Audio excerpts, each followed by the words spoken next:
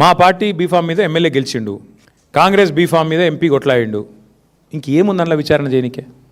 రెండు కూడా election commission వెబ్సైట్లు ఉన్నాయి. ఏ బీఫామ్ మీద ఎమ్మెల్యేకి పోటీ చేసిండో ఉంది, ఏ బీఫామ్ మీద ఎంపీకి పోటీ చేసిండో ఉంది. ఇక అది కూడా స్పీకర్ గారు రిజెక్ట్ చేసిందంటే అందుకే ఆయనకు తప్పకుండా సన్మానానికి ఆయన అర్హుడు. అయినా మీకు తెలుసు కదా, వికారాబాద్లో మున్సిపల్ కౌన్సిల్లో మా కౌన్సిలర్ ఒక ఆయన ఏకగ్రీవంగా గెలిచిండండి. కనీసం ఆ రిటర్నింగ్ ఆఫీసర్ ఆ కార్యాలయం బయటికి దాటి కూడా రాలే. ఇదే స్పీకర్ గారు ఎత్తుకొని పోయి కాంగ్రెస్ కండువా కప్పిండు. ఇది బీఆర్ఎస్ కౌన్సిలర్కు. ఇక ఆయన నుంచి ఏం న్యాయం ఆశించాలి మేము? ఇట్లుంది పరిస్థితి ఈ దేశంలో.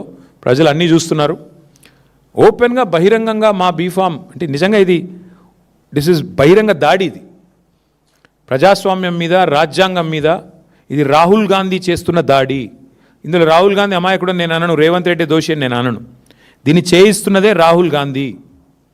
ఏ రాహుల్ గాంధీ అయితే రాజ్యాంగం పట్టుకొని పోజులు కొడతాడో, డైలాగులు కొడతాడో, యాంటీ డిఫెక్షన్ లా తెస్తా అని చెప్పి తుక్కుగూడలో తుక్కు డైలాగులు కొట్టిండో అదే రాహుల్ గాంధీ బుద్ధి తక్కువ పని ఇది. ఆ రాహుల్ గాంధీకి ఏమైనా సిగ్గు లజ్జ ఉంటే ఆయన సమాధానం చెప్పాలి. ఒక పార్టీ బీఫామ్ మీద గెలిచి ఇంకో పార్టీ బీఫామ్ మీద ఎంపీకి పోటీ చేసినోడు డిస్క్వాలిఫై కాకుండా ఎట్లుంటాడండి?